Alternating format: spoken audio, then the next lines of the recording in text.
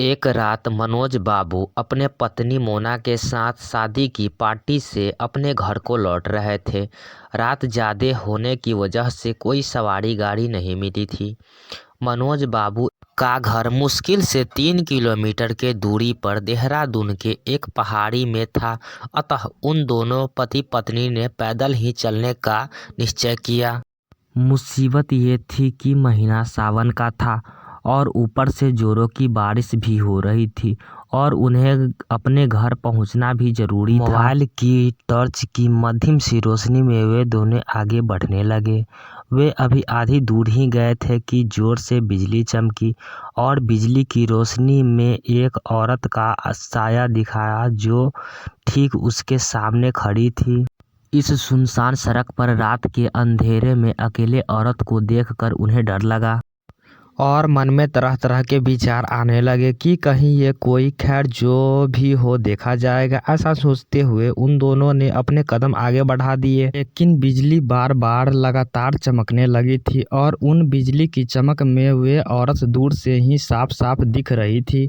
वे उन्हें रोकने का इशारा कर रही थी। उन्हें देखकर मनोज बाबू की पत्नी की तो हालत खराब हो गई थी, लेकिन मनोज बाबू को अब लगने लगा कि ये औरत शायद कोई मुसीबत में है। मनोज बाबू जब रुके तो वे औरत उन्हें हाथ जोड़ते हुए बोली, भाई साहब प्लीज मेरी मदद कीजिए। तेज बारिश और पहाड़ी ढलान होने की वजह से ये मेरी गाड़ी एक्सीडेंट हो गया है।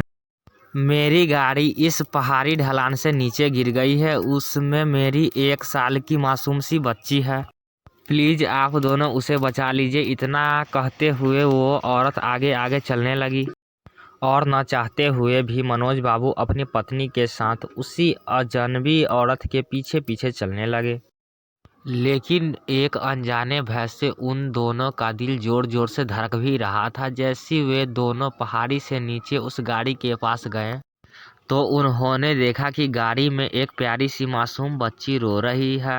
मनोज बाबू ने बच्ची को गाड़ी से बाहर निकाला तो पाया कि बच्ची बिल्कुल ठीक है। मनोज बाबू ने उस बच्ची को अपने पत्नी को गोद में दे दिया।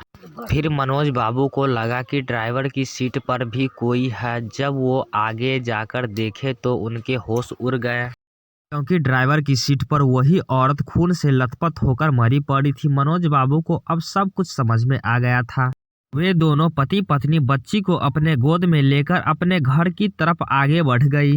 रास्ते में उसकी पत्नी ने उससे पूछा वे औरत कौन थी, फिर वो औरत दिखाई क्यों नहीं दी, कहीं वो कोई। मनोज बाबू बोले वो एक माँ थी, मर कर भी अपने बच्चे के लिए तड़पती है।